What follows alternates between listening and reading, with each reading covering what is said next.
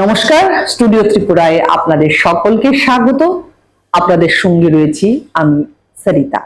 মুখোমুখি স্টুডিও ত্রিপুরায় আজকে আমরা অতিথি রূপে পেয়েছি বামুটিয়া বিধানসভার বিধায়ক নয়ন সরকারকে। আপনাকে স্টুডিও ত্রিপুরায় অনেক স্বাগত জানাই। খুব সম্ভবত আপনি রাজ্য বিধানসভার সর্বকনিষ্ঠ বিধায়ক। এই 3 বছরের যে আপনার জার্নি, সেটা যদি আমাদের দর্শক শ্রোতা বন্ধুদের বলেন।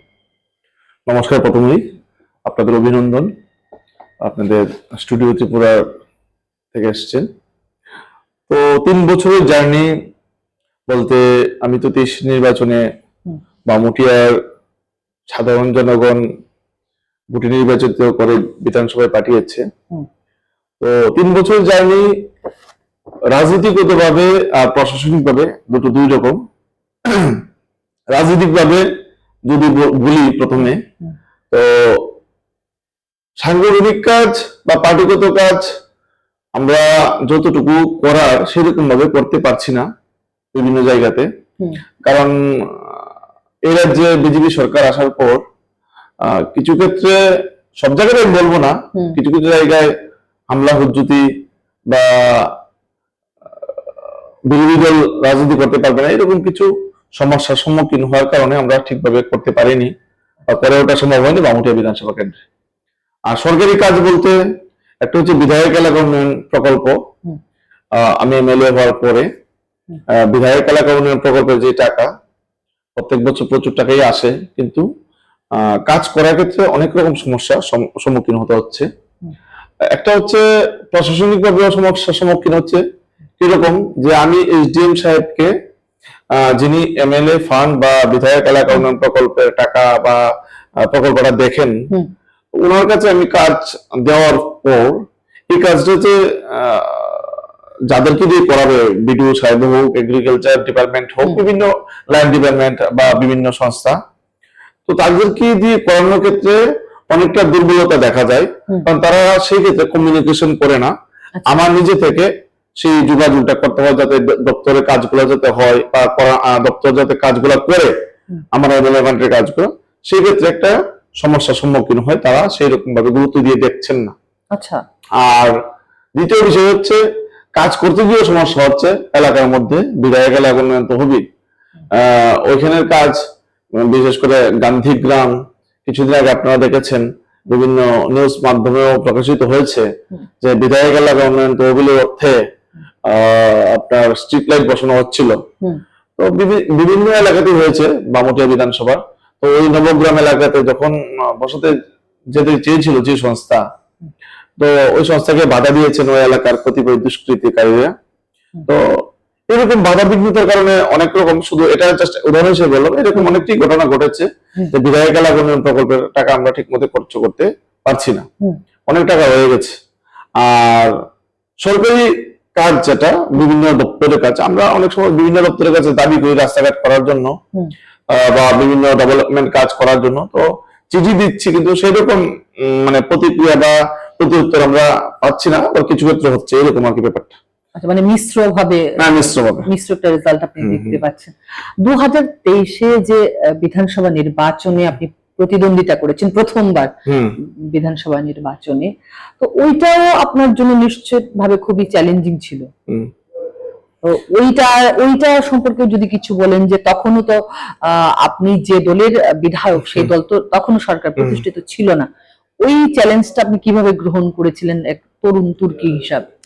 চ্যালেঞ্জ বলতে কি, সবটাই প্রতিকূল পরিস্থিতি। কারণ কেন্দ্রীয় বিজেপি সরকার, রাজ্য বিজেপি সরকার, ওই এলাকার বামুটিয়া এলাকার প্রত্যেকটা পঞ্চায়েত, প্রত্যেকটা মেম্বার বিজেপি দখলে, ওই এলাকার বিধায়ক ও বিজেপি দলের। তো আমাদের হাতে তো প্রশাসনিক কিছু ছিল না, তো আমরা শূন্য হাতে নেমেছি। আমাদের একটাই পুঁজি, আমাদের আত্মবিশ্বাস, যে না, মানুষ আমাদের পাশে আছে, মানুষ আমাদের পক্ষে আছে। কারণ মানুষ চায় শান্তি, মানুষ চায় ডেভেলপমেন্ট।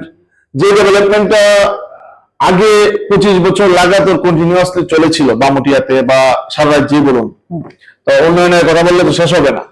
তো ওই ডেভেলপমেন্টটা স্তব্ধ হয়ে গিয়েছিল 18 পরে। গণতান্ত্রিক পরিবেশ নিয়ে, ডেভেলপমেন্ট ওয়ার্ক নিয়ে মানুষ তাতে বীতশ্রদ্ধ হয়ে যে বিজেপি দলের অনেক প্রধান, অনেক মন্ডল সদস্য পর্যন্ত আমাকে জেতানোর জন্য তারা সাহায্য করেছে, ভূমিকা নিয়েছে। কারণ তারাও অতিষ্ঠ, তারা যে আশা নিয়ে বিজেপি কর্মীরা 18 সালে বিজেপি সরকারকে এনেছিলেন, বা মামুটিয়ারও যুবকরা অনেক আশা আকাঙ্ক্ষা নিয়ে তারা জয়লাভ করিয়েছিলেন ওই এলাকার বিধায়ককে, সেরকম তো কোনো উন্নয়ন হয়নি। বিধায়কের ব্যক্তিগত উন্নয়ন হয়েছে, কিন্তু তার জন্য আমার পক্ষে সম্ভব হয়েছে। আপনি আসতে পেরেছেন। আপনি বললেন যে 25 বছরে অনেক উন্নতি হয়েছে। যদি 25 বছরে কন্টিনিউ উন্নতি হতে ছিল তখন, তাহলে 18তে যে পরিবর্তনটা কেন হলো আপনার কি মনে হয়? ঠিক, এত উন্নয়ন করার পরও কেন পরিবর্তন হলো? তো মানুষ দেখছিল কি যে ত্রিপুরার যে উন্নয়নটা হচ্ছিল বাম আমলে, তো বাম আমলে শুধু রাজ্যে বাম সরকার, কেন্দ্রে বিজেপি সরকার বা কংগ্রেস সরকার ছিল আগে। তো একটা যে ডিফারেন্স, মানে রাজ্যে এক সরকার, কেন্দ্রে এক সরকার, মানুষ ভাবছিল কি যে এই রাজ্যে যদি বিজেপি সরকার আছে, বাম ফ্রন্ট আমলে যে উন্নয়ন হচ্ছে তার থেকে 2 গুণ 3 গুণ হবে। আর তারা ঢালাওভাবে প্রতিশ্রুতি দিয়েছিলেন 18 নির্বাচনের আগে, প্রত্যেকটা বিধানসভা কেন্দ্রে কলেজ হবে, 50,000 চাকরি হবে। মানে মানুষ বিশ্বাস করে নিয়েছে, একটা প্রধানমন্ত্রী এসে বলছে, অর্থমন্ত্রী এসে বলছে, এরকম ভাবে প্রতিশ্রুতি দিচ্ছে। মানুষ এই প্রতিশ্রুতিতে কিছু লোক প্রলোভিত হয়েছে, প্রলোভিত হয়ে সরকারটাকে পরিবর্তন করিয়েছে। আপনি বলছেন তার জন্য পরিবর্তন করেছেন, তারপরেও তো আবার ইলেকশন হয়েছে, 18 পর আবার 23 হলো, কিন্তু কেন বামফ্রন্ট আবার ভালো রেজাল্ট করতে পারলো? একদম না, আপনি যে বলেছেন ঠিক আছে। আমাদের 23 নির্বাচন, 18 নির্বাচন বলুন, 23 নির্বাচনে ঠিক আছে বামফ্রন্ট সরকার আসতে পারেনি ত্রিপুরা রাজ্যে, আপনি বামুটিয়া আসছে, বামুটিয়ার লোক তাদেরকে, তাদের বিধায়ককে ফিরিয়ে আনতে পেরেছে বামফ্রন্টকে, তো বর্জলাতে ফিরিয়ে আনতে পেরেছে। এখানে ফ্যাক্টর হয়ে গেছে উপজাতি ভোট, বিশেষ করে আমাদের রাজ্যে। আপনি লক্ষ্য করেন যে বিজেপির আসন সংখ্যা কমেছে, তাদের ছিল 40-এর উপর, সম্ভবত 43 ছিল, কোথায় নেমে আসলো? 32 বা 33 তারা নেমে আসলো। কেন? তারা যদি এতই কাজ করলো তাহলে তাদের সংখ্যা কেন কমলো? আমাদের সংখ্যাটা কমেছে ভোট ভাগাভাগিতে।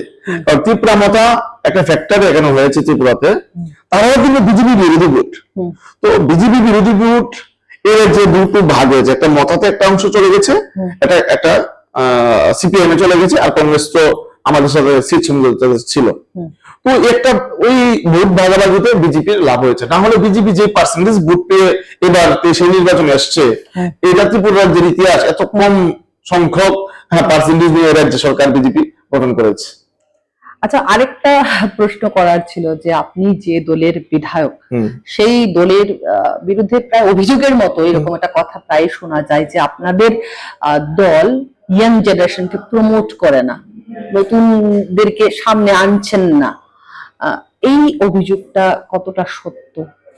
ইয়ং জেনারেশনকে আনছেন না এরকম না। দেখুন, আমার বাবা যখন এমএলএ হয়েছে তখন ওনার বয়স ছিল 27, তো 27 বা 28 হবে, বামুটিয়া থেকেই হয়েছে। তো আমি নিজেও বিধায়ক হয়েছি, ইয়ং, মানে বয়স 30+ মাত্র। রামু দাস আমাদের ইয়ং, প্রতাপগড়ের। জম্মু সরকার ছিল, প্রয়াত হয়েছেন যদিও, বর্জলা, ইয়ং। হচ্ছে না যে তা না, অমল চক্রবর্তী দাঁড়িয়েছিলেন বনমালীপুর 18 নির্বাচনে, তো উনি তো যুব নেতা ছিলেন। তো হচ্ছে না যে তা না, অগ্রসর হচ্ছে। তাদের তো যুবকদেরও সেরকম ভাবে তৈরি হতে হবে, এটা হচ্ছে মেন। আর আমাদের দলের সবচেয়ে বড় ব্যাপার হচ্ছে, সে যুবকই হোক আর সেই হোক, তার মধ্যে সততা থাকতে হবে।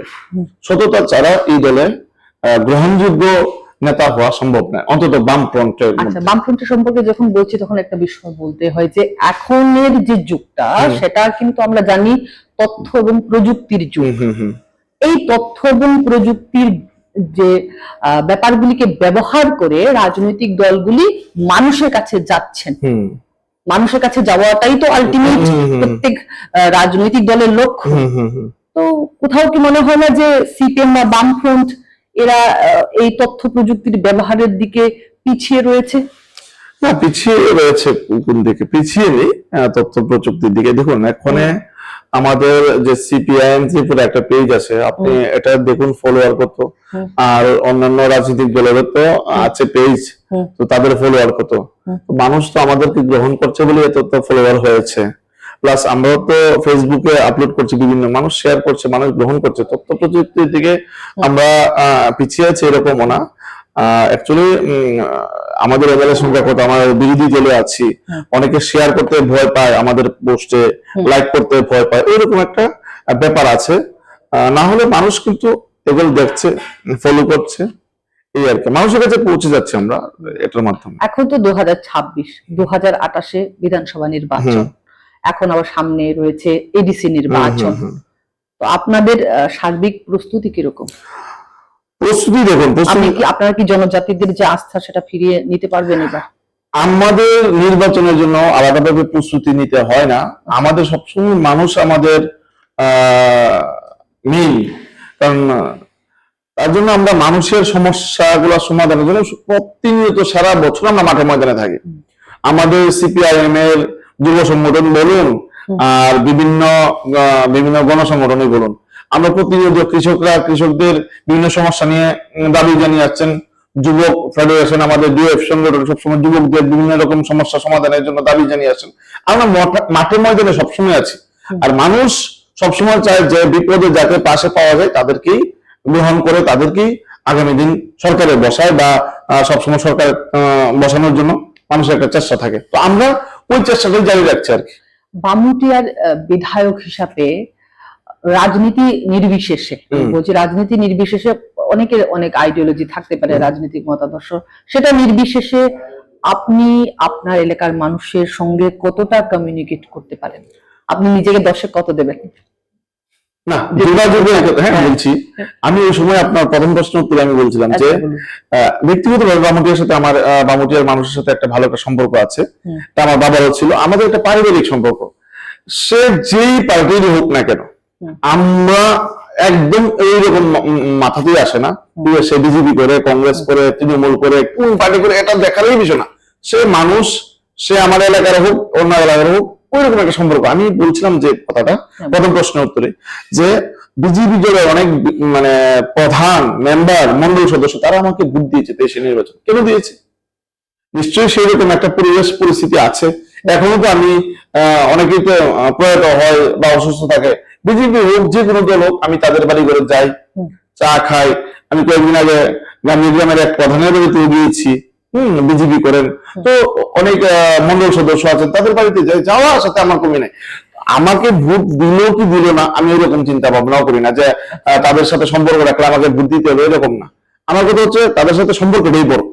সম্পর্ক ভালো বা আমার ব্যবহার ভালো বা আমার কতটুকু তাদের কাছে গ্রহণযোগ্যতা, তারা বিবেচনা করে যদি মনে করে যে না নয়ন সরকারকে ভোট দেবে, দেবে, না দেবে না।